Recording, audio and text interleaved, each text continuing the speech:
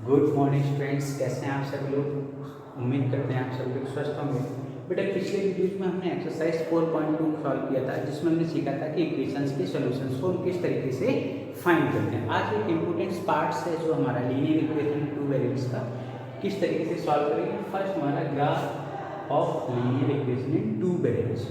To variables का two linear equation two variables का graph हम किस तरीके से फाइंड करते हैं, चलो वो देखते हैं। तो सबसे पहले ग्राफ को ड्रॉ करने के लिए आपको सॉल्यूशन फाइंड करने होंगे। क्या फाइंड करने होंगे बेटा? सॉल्यूशंस फाइंड करना हम पिछले वीडियोज में सीख चुके हैं कि किस तरीके से हम सॉल्यूशंस को फाइंड करते हैं। अब बेटा यहाँ से हमारी लीनियर इक्वेशन है, तो लीनियर इक्वेशन से एक आपको एग्जांपल बताता हूँ। लाइन समझ लीजिएगा, एक लाइन्स को रिप्रेजेंट करने के लिए मुझे मिनिमम कितने पॉइंट्स चाहिए बेटा? 2। इसी तरीके से लीनियर इक्वेशन टू वेरिएबल्स को ग्राफ पर रिप्रेजेंट करने के लिए मुझे मिनिमम कितने पॉइंट्स चाहिए? 2 पॉइंट्स चाहिए। कितने पॉइंट्स चाहिए बेटा? 2। तो हम क्या करते हैं, जब भी हमें सॉल्यूशन फाइंड करना होता है ग्राफ को किस में सबसे पहले इक्वेशंस को, जब भी मुझे सॉल्यूशन फाइंड करना होता है तो इक्वेशंस को सबसे पहले हम किस में लिखते हैं बेटा? इन टर्म्स ऑफ एक्स या इन टर्म्स ऑफ वाई, फिर उसके सॉल्यूशंस को फाइंड करते हैं। आइए देखते हैं यहाँ से इक्वेशन से हमारा फर्स्ट क्वेश्चन है 4.2 का first part, draw the graph x + y = 4। तो आपको सबसे पहले right the equation in terms of x। इस इक्वेशन को बेटा हमने किसमें लिखा है? In terms of x। मुझे सॉल्यूशन फाइंड करने बेटा, मैंने बताया था कि सॉल्यूशन आप ऐसे फाइंड करना जिससे कि जो आपके नंबर हो बेटा वो आपके इंटीजर्स होना ही, फ्रैक्शन में या रेशनल नंबर्स होना, ठीक है ना। तो अब ग्राफ को बनाने के लिए मिनिमम 2 पॉइंट्स तो चाहिए, तो मैं यहाँ पर 3 बना देता हूँ, ठीक है। कितने बना दिए बेटा? 3। क्योंकि कभी कभी क्या होता है कि ग्राफ जो इक्वेशन इस टाइप की दे दी जाती है कि आपका ग्राफ पेपर थोड़ा सा जो हमें पॉइंट्स डिनोट करने थोड़ा सा छोटा पड़ता है। तो आपको क्या करना है कि 3 पॉइंट्स, एक कॉमन पॉइंट्स लेना है, सीधा याद रखना है एक्स वाई। हमने बेटा यहाँ से क्या रखा? x = 0। इक्वेशंस को फर्स्ट मान लिया। आप हम डायरेक्टली लिख सकते हैं, तो x = 0 रखा इन इक्वेशन फर्स्ट, x की वैल्यू बेटा 0 रखी, देन y की वैल्यू बेटा क्या थी? 4। इस तरीके से हम लिख सकते हैं। नेक्स्ट क्या लिख सकते हैं? x = 4 रखिए या 1 रखिए, कोई प्रॉब्लम नहीं, 1 रखा। देन y की वैल्यू बेटा क्या आ गई? 3। x की जगह पर 1 रखा तो y की वैल्यू बेटा क्या आ गई? 3। अब हमने x = 0 रख दिया तो y की वैल्यू बेटा क्या आ गई? 0। इस तरीके से हम लिख सकते हैं। तो यहाँ से नेक्स्ट क्या करते हैं? इक्वेशन फर्स्ट, सेकेंड में क्या है? x = 4, देन y की वैल्यू बेटा क्या है? 0। इस तरीके से हम सॉल्यूशंस को फाइंड कर सकते हैं। अब इसको ग्राफ, इस हमने कार्टेशियन प्लेन जो कोऑर्डिनेट ज्योमेट्री में पढ़ चुके हैं, इसकी कितनी, ये x एक्सिस मतलब negative x axis, y axis है, y डैश मतलब नेगेटिव y। ये जो हमारा x o x है x axis and y o y dash y axis, ये हमारा बताया था मैंने। फर्स्ट कोऑर्डिनेट था, ये सेकंड कोऑर्डिनेट था, ये थर्ड कोऑर्डिनेट था और ये फोर्थ कोऑर्डिनेट था। मैंने बताया था कि फर्स्ट कोऑर्डिनेट में सारे नंबर्स आपके किसके आते हैं? प्लस के आते हैं। सेकंड में किसके आते थे? एक माइनस का एक प्लस का। थर्ड में दोनों बेटा किसके आते थे? माइनस के। फोर्थ में एक प्लस का और एक माइनस का। और सबसे पहले कौन सा नंबर लिखते थे? एक्स का लिखते थे। तो इस तरीके से हम पहले सीख चुके कोऑर्डिनेट ज्योमेट्री में, आपको कोई प्रॉब्लम तो नहीं। इस तरीके का बनाया जिसको क्या कहते हैं? Cartesian plane. क्या बोलते हैं बेटा? Cartesian plane. तो पहला नंबर है हमारा बेटा x = 0, देन y = 4। यहाँ ये x 0 और y 4, तो मान लीजिए एक पॉइंट हमारा ये आ गया बेटा, क्या है? 0,4। एक पॉइंट हमारे 0,4। फिर बेटा हमारा फर्स्ट क्या है? x = 1, then y = 3। ये दो पॉइंट्स बनना बेटा b पार्ट्स हमारा क्या है? x = 1, then y = 3। यहाँ पर एक पॉइंट्स बनना बेटा b पार्ट्स क्या है? 1,3। ये मान लिया बेटा। थर्ड हमने क्या लिखा? x = 4, then y = 0। तो ये हम बेटा हमारा पॉइंट c मान लेते हैं। यहाँ से 4,0। अब हमें लाइन का ग्राफ बनाना, किस तरीके से बनाएंगे? तो जितने भी हमने ये पॉइंट्स नोट किए इनको मिला लेते हैं। क्या करते थे? इनको सभी को मिला लेते हैं। इस तरीके से आपको स्केल की हेल्प से इन तीनों पॉइंट्स को मिला लेना, ठीक है बेटा। स्केल की हेल्प से इन तीनों पॉइंट्स को क्या कर देते हैं? मैच कर देते हैं। क्लियर है ना? यस। इसको आप कितना भी आगे पीछे खींच सकते हैं, कोई प्रॉब्लम नहीं। ये हमने खींच सकता है, इसको हमने मिला दिया। कोई दिक्कत तो नहीं है। ये पॉइंट हमारा 1.3। अब जो बेटा ये लाइन है हमारी, इसको ऊपर नीचे कितना भी बढ़ा सकते हो आप, यहाँ भी बढ़ा सकते हो और यहाँ भी बढ़ा सकते हो। तो ये जो हमारी इक्वेशंस का ग्राफ बेटा किसका है, x + y = 4। यहाँ से एक इम्पोर्टेंट पॉइंट है। अब ग्राफ हमने क्यों बनाया, क्या चक्कर है, मान लीजिए आपको बहुत सारे सॉल्यूशंस को चेक करना है, ठीक है, बहुत सारे सॉल्यूशंस को चेक करना है ये इक्वेशन से सॉल्यूशन है या नहीं है, तो आप ग्राफ की सहायता से बहुत आसानी से फाइंड कर सकते हैं। किस तरीके से फाइंड कर सकते हैं, मान लीजिएगा अब इस लाइंस के ऊपर जितने भी पॉइंट्स बन रहे हैं, मान लीजिएगा ये पॉइंट है आपका, ये मान लीजिए आपका ये पॉइंट है, इस लाइंस के ऊपर जितने भी पॉइंट बन रहे होंगे वो सभी इस इक्वेशंस के क्या कहलाएंगे, सॉल्यूशन। मान लीजिएगा ये पॉइंट है, ये पॉइंट अगर हम गैस करते हैं क्या है आपका 2,2 आ रहा है, इस लाइन के ऊपर जितने भी पॉइंट्स हैं उस इक्वेशंस के क्या कहलाएंगे, सॉल्यूशन कहलाएंगे। क्या कहलाएंगे बेटा, सॉल्यूशन। इस मान लीजिए ये इस पॉइंट है 2,2 इस लाइन के ऊपर है, तो ये इस इक्वेशंस का क्या है, सॉल्यूशन है। ये पॉइंट हमारे 5,-1 तो ये भी इस लाइन के ऊपर है, तो ये भी इस इक्वेशंस का सॉल्यूशन है। जितने भी पॉइंट्स लाइन के ऊपर डिनोट कर रहे होंगे वो सारे इस इक्वेशंस के सॉल्यूशन, इसलिए हम ग्राफ रिप्रेजेंट करते हैं जिससे हम आसानी से बहुत से ज़्यादा किसी भी इक्वेशंस के नंबर ऑफ सॉल्यूशंस ज़्यादा फाइंड कर सकें। ये चीज़ क्लियर है बेटा। मान लीजिए आपसे कह दिया कि 50 सॉल्यूशंस बताइए, तो आप तुरंत यहाँ से पॉइंट बनाओगे और चेक कर लो कि यहाँ 50 सॉल्यूशन इसके हैं, इसके आसानी से यहाँ से आपको सबको रिप्रेजेंट करना फिर बताना, इसलिए हम ग्राफ को रिप्रेजेंट करते हैं। क्लियर है। ग्राफ को एक बार फिर रिवाइज करते हैं। ग्राफ को रिप्रेजेंट करने के लिए सबसे पहले सॉल्यूशन फाइंड करेंगे। सॉल्यूशन फाइंड करने के लिए इक्वेशंस को इन टर्म्स ऑफ x या इन टर्म्स ऑफ y में रखेंगे, तो और फिर उसके सॉल्यूशंस फाइंड कर लेंगे। फिर हम कार्टेशियन प्लान पर जो हमने x और y के वैल्यू फाइंड किया, सॉल्यूशन फाइंड किया, उनको रिप्रेजेंट करेंगे। उनको रिप्रेजेंट करने के बाद सारे पॉइंट्स को मिला लेंगे। जो हमारी लाइंस बनेगी वो क्या कहलाएगी, graph of linear equation in 2 variables. और उस लाइंस के ऊपर जितने भी पॉइंट्स होंगे उस लीनियर इक्वेशंस के क्या कहलाएंगे, सॉल्यूशंस कहलाएंगे। आज ये एक क्वेश्चन और देखते हैं।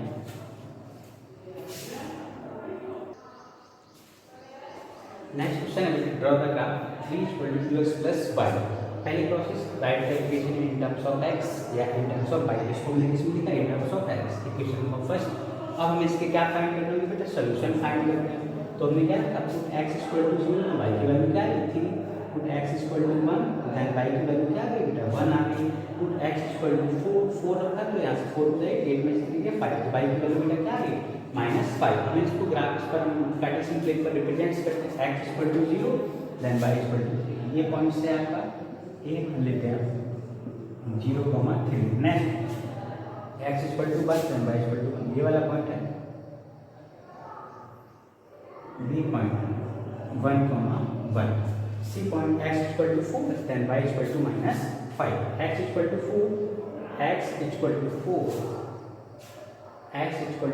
Then y = -5। यहाँ से देखते हैं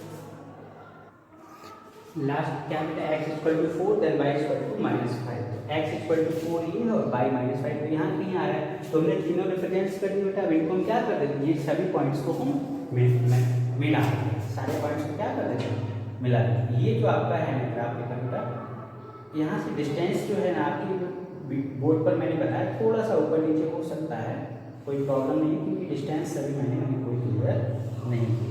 ये आपकी लाइन, ये जो लाइन है आपकी सभी को दिखाई दे रही है, yes.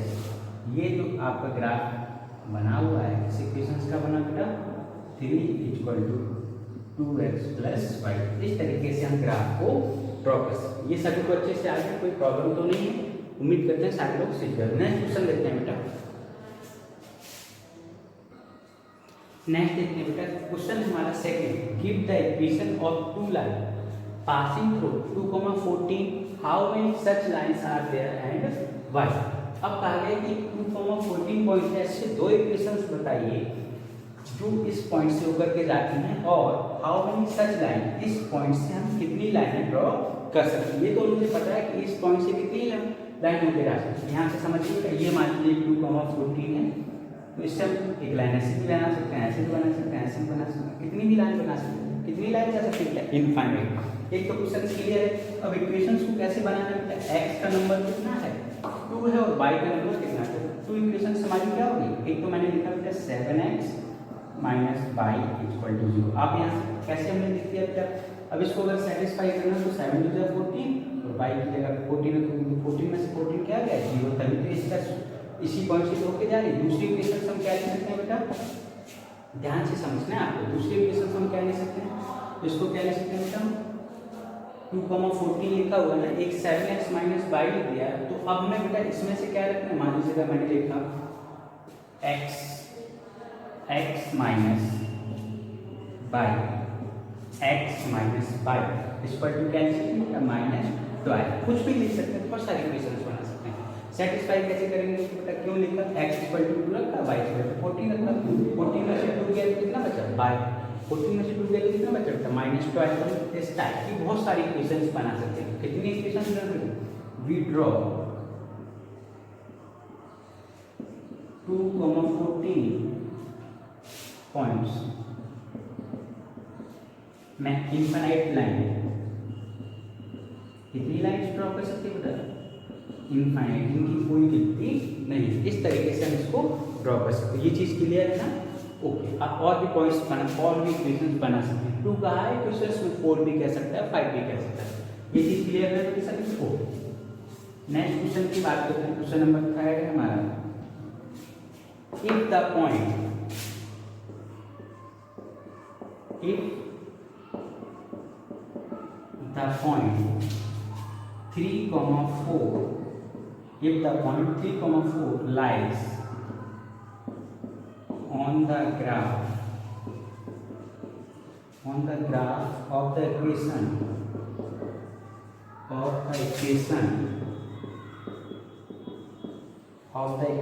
3y is equal to ax plus 7, find the value of a। तो मुझे किसकी वैल्यू बतानी है, a की वैल्यू बतानी। बहुत इजी है। अभी मैं ग्राफ जब आपको बता रहा था किस तरीके से ग्राफ ड्रॉ करते हैं, तो हमने कहा था जो भी उस लाइन पर पॉइंट आएगा उसका क्या कहलाएगा, सॉल्यूशन कहलाएगा। तो यही उसमें कहा गया है, the point 3,4 lies on the graph of the equation. इस इक्वेशन के ग्राफ पर ये पॉइंट लाई कर रहा है, तो 3,4 इसका क्या हो गया, सॉल्यूशन हो गया। तो इक्वेशन हमारी क्या है, 3y equal to ax plus 7, पहले 3,4 lies on graph of equation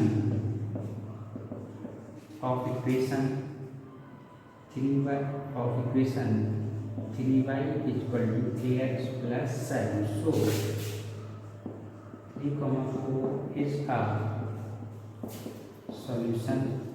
इसका क्या है बेटा, सॉल्यूशन है। तो अब हमें क्या करें, जब सॉल्यूशन है तो एलएचएस और आरएलएचएस हमने क्या बताया, दोनों आपस में कैसे होंगे, इक्वल होंगे। तो बस कर देंगे बेटा, y की जगह पे कितना रखना है, 4 रखना है, और x की जगह पे कितना रखना है, 3 रखना है। a × 3 plus 7 12 equal to 3a plus 7। अगर इसको सॉल्व करोगे तो 7 को ट्रांसफॉर्म किया बेटा 3a, बेटा यहाँ से 3a क्या हो जाएगा 5, a की वैल्यू बेटा क्या आ गई, यहाँ से 5/3, a की वैल्यू क्या आ गई बेटा 5/3। इस तरीके से हम इसको सॉल्व कर सकते हैं। क्लियर है ना। नेक्स्ट क्वेश्चन देखते हैं। नेक्स्ट क्वेश्चन नंबर 4 है बेटा, the taxi fair in a city, fair का मतलब है charge. The taxi fair in a city is follows, for the first kilometre the fair is 8, पहले किलोमीटर पे 8 रुपए लगता है, ठीक है। एंड फॉर सब्सिक्वेंट डिस्टेंस, उसके बाद जो बेटा चार्ज हमारा कितना लगता है 5 किलोमीटर, 5 रुपए पर किलोमीटर। पहले पर 8 लगता है और उसके बाद जस्ट चार्ज आपका क्या है 5 रुपए पर kilometre, taking the distance x kilometre. उसने डिस्टेंस कितनी कवर की बेटा x kilometre, and total charge क्या किया बेटा 5। इसमें क्या कहा गया कि उसने डिस्टेंस जो कवर किया टोटल x, और कुल फेयर या टोटल चार्ज है उसका y। तो क्या है बेटा डिस्टेंस कवर्ड,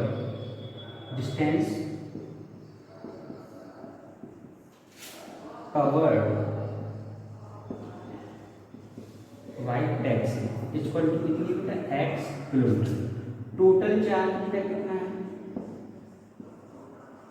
y। अब इक्वेशंस किस तरीके से बनाएंगे, सबसेक्वेंट डिस्टेंस कितनी हो जाएगी, जैसे उसने कहा कि फर्स्ट पे 8 लग रहा है तो सबसेक्वेंट डिस्टेंस कितनी हो जाएगी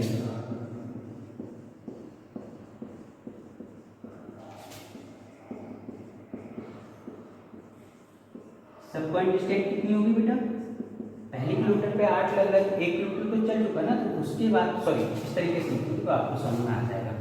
सब्सिक्वेंट चार्ज की बात कर लेते हैं। सब्सिक्वेंट चार्ज पहले तो बेटा 8 लग चुका है, अब हमारी टोटल एक्स तो बची कितनी, x - 1। अब उस पर मुझे चार्ज कितना देना है, 5 रुपये। तो x - 1 पे हर एक पे 5 लग रहा है, तो इस पर कितना लग रहा है, 5 रुपये। तो टोटल चार्ज हमारा कितना था, टोटल चार्ज था हमारा बाई। अब बाई ये बना कैसे बेटा, टोटल चार्ज कैसे बनेगा, फर्स्ट पे मुझे कितना लगा 8, जो सब पॉइंट कितनी है बेटा 5x - 1। इसको सॉल्व कर लेते हैं, तो बाई इसमें मल्टीप्लाई करने से बेटा क्या आ गया 5 8 प्लस 5x - 5, यहाँ लिख देता हूँ मैं। अब यहाँ देखो बेटा क्या हो गया, बाई इक्वल टू 8 में से 5 का क्या बचा बेटा 3, तो इक्वेशन हमारी क्या आ गई 5x + 3।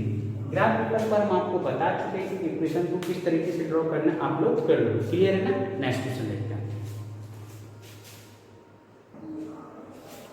नेक्स्ट क्वेश्चन बात करते हैं in countries like USA and Canada temperature is measured in Fahrenheit, in India measure in Celsius.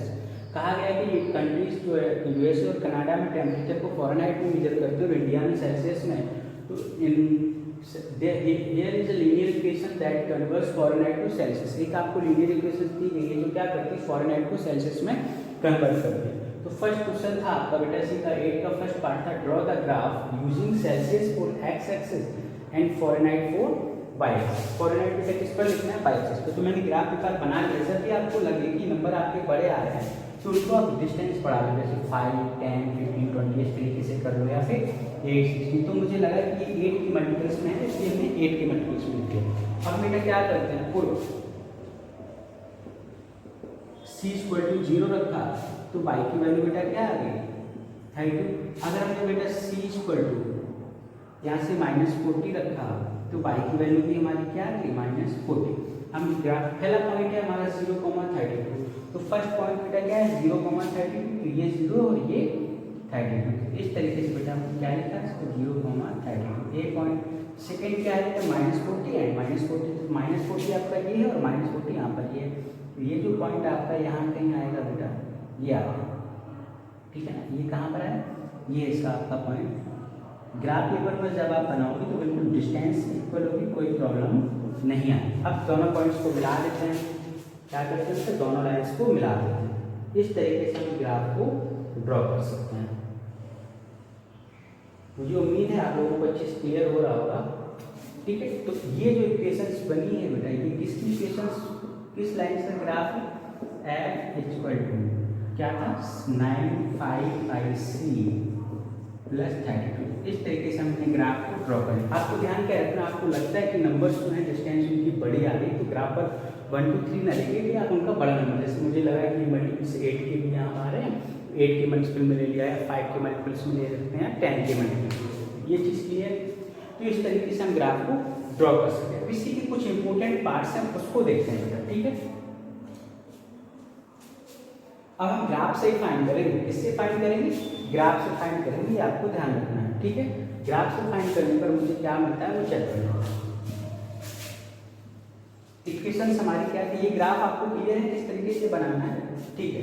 दो पार्ट्स के बता देते हैं। सेकंड पार्ट था यहाँ से Fahrenheit is temperature 30 degree Celsius, c = आपका 30 दिया है, फारेनहाइट फाइंड करना, क्या फाइंड करना है फॉरेनहाइट। तो हमारी इक्वेशंस क्या थी, f = 9,5/c + 32। तो यहाँ से देखो बेटा, अगर हम बात करते हैं यहाँ से 9,5 × 30 + 32, 5 से कैंसिल हो गया बेटा, तो ये कितना हो गया 54 + 30। तो फॉरेनहाइट में बेटा कितना आ गया 4 2 6 5 86।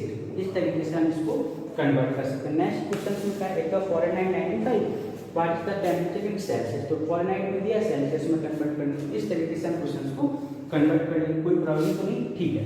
बाकी के पार्ट से मैं आप लोग, मुझे उम्मीद है आप लोग कर लोगे। अब यहाँ से एक लास्ट क्वेश्चन था, temperature which is numerically the same both in Fahrenheit and Celsius. ऐसा कौन सा टेम्परेचर है जिस पर दोनों सेम होंगे। अभी मैंने ग्राफ पर रिप्रेजेंट करके बताया था क्या है, -40 पर सेल्सियस और फ़ारेनहाइट आपस में कैसे होंगे, बराबर होंगे। तो आज हम यहीं पर वीडियो क्लोज करते हैं। एक्सरसाइज 4.3 में आपके जो भी प्रॉब्लम्स हैं आप मुझसे पर्सनली कमेंट बॉक्स में लिख के बता सकते हैं या मुझे पर्सनली कॉन्टैक्ट करके बता सकते हैं। Okay, thank you.